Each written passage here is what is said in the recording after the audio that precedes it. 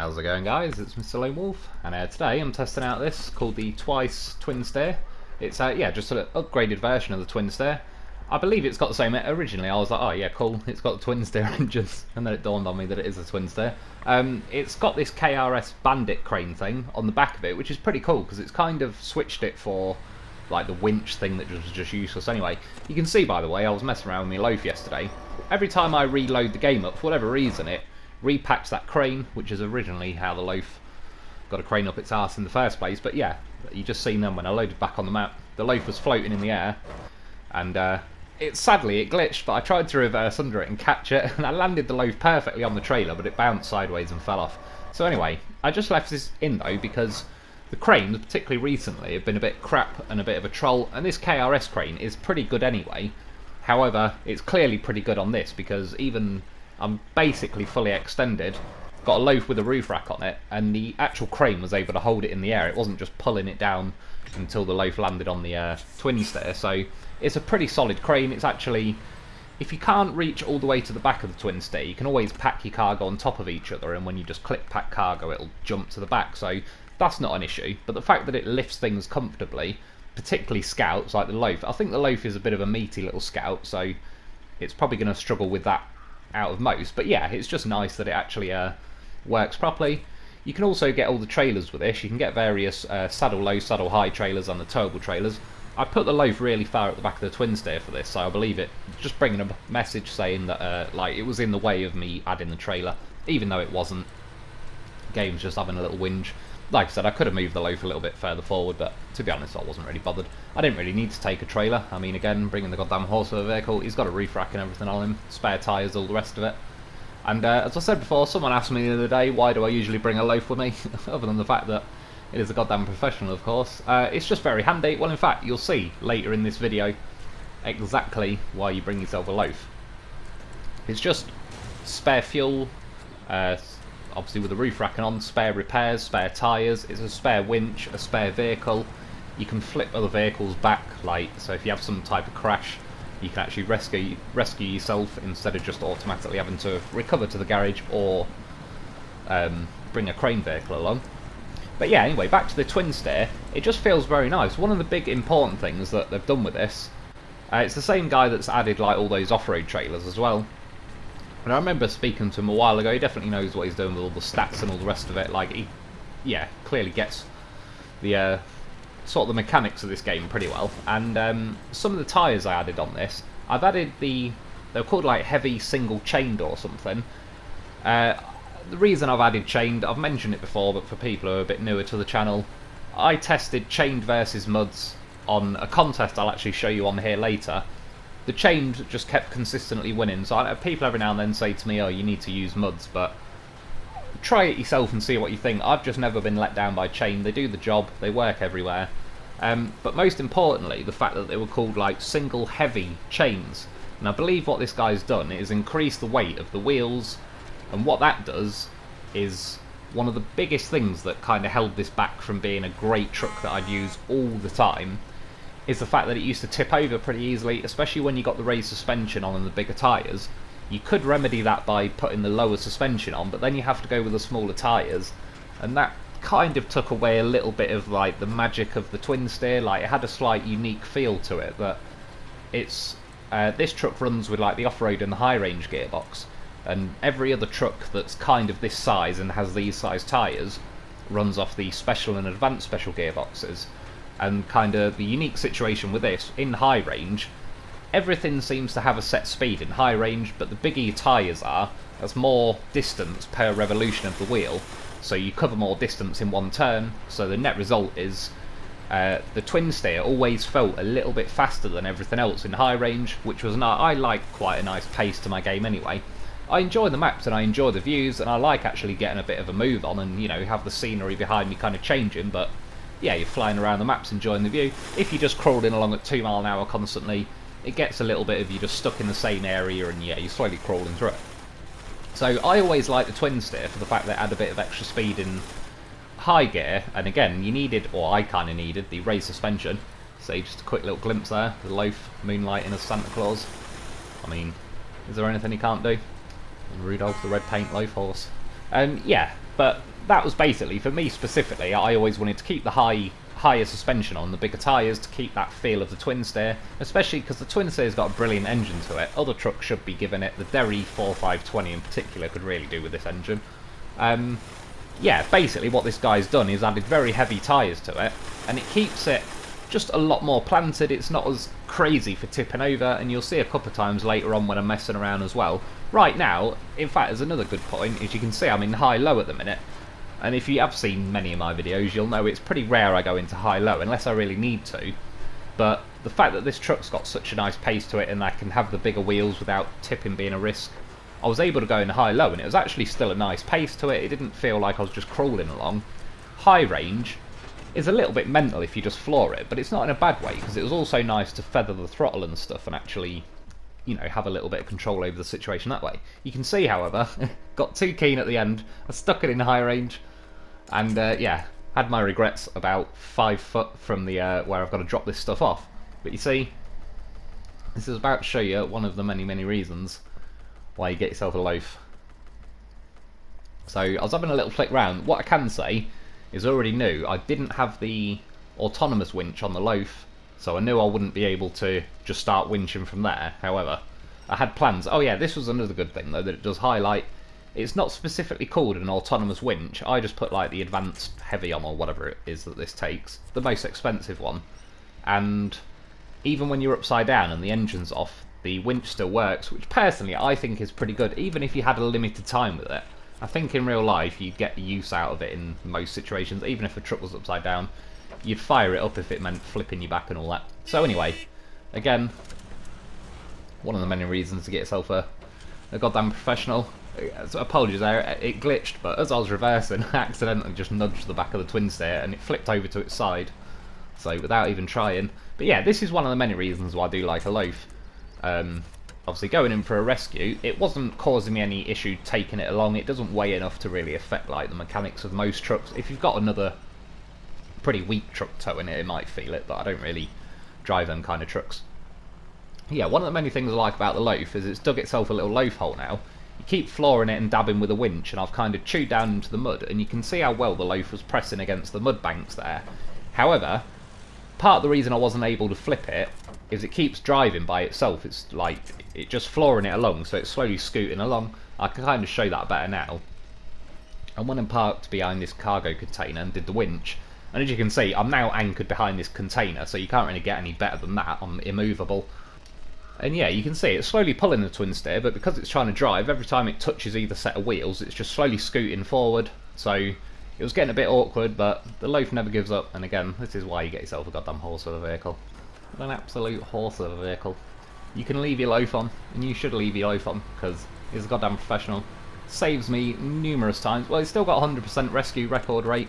Again, for those of you that are a little bit newer, for about the last 7 or 8 months, or however long this game's been out, and I've been using a loaf, I've flipped everything from the smallest vehicles to the biggest vehicles, including the collobs, the flat face, the long nose. I've flipped Derry Longhorns, the big one, the slightly not so big one. I've flipped Twinsteers. Even with this Twinsteer, this crane adds quite a bit of weight really. When you select the crane in the menu, you see the front suspension dip down, so there is some definite weight to it. And it has a similar issue with the Dolphin. Yeah, because this crane is where it is and it's kind of sitting over the roof of the Twinsteer, as I was trying to tip it over, there was just a lot of weight that's high up with the crane, so it was struggling. But again, the loaf always finds a way. And you could see when the loaf was flipping it, it kind of dug in, started to pull the loaf towards the Twinsteer, but then loaf hole activated. It dug down, it dug deep, and it flipped the Twinsteer. Like I said, still got its 100% success record. And yeah, fortunately, is one reason why I really do like this Twinsteer as well, is with the crane on it that works very nicely. Rather than just flipping the Twinsteer, normally I'd have just abandoned mission there and recovered to the garage, because even if I did flip the Twinsteer, I've got no crane to put the cargo back on so I can finish the mission. In this case though, it had the crane, and yeah, it was easy. Like, once I'd got the Twinsteer flipped back, yeah, I was able to just go and grab the cargo and finish the mission. Get them trees out of the way, clear a path, people. Got a Twinsteer and a loaf coming through. See, I tried to be good then, tried to leave it in high-low, but it moaned about the diffs, so that's not my fault. High range activated. And yeah, when you're going flat out in high range, you can see you pick up quite a bit of damage really. It's sort of inevitable, and it's not really the Twinsteer's fault, it's just the mechanics of this game when stuff goes pretty fast. That said though, like I said, it's quite nice to feather the throttle with high range. The high-low is actually a nice pace to it, and failing that you've always got the off-road gearbox and even the balance as well if that's what you prefer, but there's plenty of options to kind of reduce the speed with this thing anyway, so getting into the high range where it gets a bit mental will never really be an issue. But this is what I like. You see how it didn't tip there? Back in the day, that would have been a death sentence for this thing. Like, as soon as it started to tip to the side, especially to that degree, it would just flop over. It wasn't really top heavy, it just wasn't bottom heavy. But now it is bottom heavy, and yeah, I mean, look at it, it's absolutely motoring up that hill. It's a really nice view as well. Someone was saying it the other day, I've used it as a few thumbnails, it is a pretty nice view. And you see again though, as I was flying up there, I smashed my suspension and the tyres, but got a horse of a vehicle with you. That is not a problem. He's got his little roof rack. All fixed up. Little toot of the horn, little victory horn. Get him packed back on and we're off. And yeah, between the pair of them, they make a pretty good set, because like I say, I believe if you stick the loaf really far to the back, you should be able to still get 3 pieces of cargo on this truck. But you've also got the trailers that you can have on this, which you can have that, I can't remember what it's called, the long trailer, the 8 slot. So obviously that'll take, I believe it's only 1 spot it takes up. But yeah, then you've got an 8 slot behind you, and you've got, still, for example, now I could carry the loaf and still have a full-size semi-trailer behind. So yeah, it's just pretty cool. It's sort of woken the Twinsteer up just enough, just by simply having that crane and sorting out the tipping issue. It's made what was already a great truck anyway, because it always had a great engine and gearbox and all the rest of it, but it's now made it even more usable. This post, by the way, I hate that post. I can't tell you how many times post has wasted a perfectly nice run at the cliff, like, no, god damn it. Somebody remove that post. But yeah, anyway, I just wanted to go and have a quick test, see what was happening with the swimming situation, because this thing was able to swim pretty well. Actually, I know, like, I do like driving a little bit mad at times, because it's something to control and fight against and all the rest of it. But yeah, drifting into the airport there was actually pretty nice. So I'm motoring along. It's very nice and punchy, even in all its auto gears. Took a wheel drive off, stuck it in high, went for the Jeff Special. That's some pretty good distance, to be fair. I'm on my 2nd playthrough, not my 1st one, so there's not a whole load of naturally occurring trailers within the vicinity to measure it against. Yeah, that's what she said. Yeah, this is what I wanted to show you though. When I've landed in here, normally the front of the Twinsteer floats, but with that crane on it doesn't, so I wasn't able to swim, which to be honest isn't really an issue. I just noticed it, so I thought I'd mention it. I came back, I took the crane off, went to give it another go. Motoring along pretty nicely. Jeff Special, it barely makes a difference there, but it's more because the Twinsteer is so quick to begin with. Did a nice little pole vault like I used to. Landed it, and yeah, with the crane off, the front floats, which for those of you again that didn't know or whatever, you start the Twinsteer up. It used to be rear wheel drive anyway, now it's all wheel drive, but yeah, with rear wheel drive, obviously the back end is touching the floor, and it was a little bit slow and iffy this time, I'll be honest, but I've shown it before where you can just basically drive across the water. The deeper it goes, it doesn't really matter, it just kind of seesaws the nose up in the air. The back of the Twinsteer is still kind of tiptoeing on the floor. But another good thing though, it's got very good reach to the winch, but it's not insane reach. As much as I do like the reach of the winches on like the heavy wrecker and that, they're so insane that it takes a long time to scroll through anything, because it brings up like 4 million winch points every time you use it. This thing's kind of a very long winch reach, but it's not insane, so it's actually like, it's just one of those, yeah, if there's stuff medium distance away, you've still got a pretty good chance of grabbing it. Yeah, again, that sounds like something I should say. Yeah, I couldn't help myself. I dropped my hammer up that river, but I made it to the other end of the island. As you can see, I used my winch for just to speed me up a bit as I was going through the water. And next up, just to help highlight the mainly the tipping characteristics of the thing, or lack of now, like more how that's been fixed. And again, it was, as much as the Twinsteer was a solid truck before, it's always been one of my favourite trucks, but the thing that really stopped me using it was, it has some nice pace to it, but the cost of that was the fact that when you're turning on certain bits, yeah, you could tip, And it was just one of them, if you're going to tip and then lose all your cargo, I'd end up having to bring like some of the truck, whether it's say an Azov Dolphin or something with a crane, put it all back on. In the end it was like, I might as well just take the Azov that just doesn't tip, take a trailer with it, take the cargo originally, stick a loaf on just for fun. I mean, again, you've got to bring a loaf with you.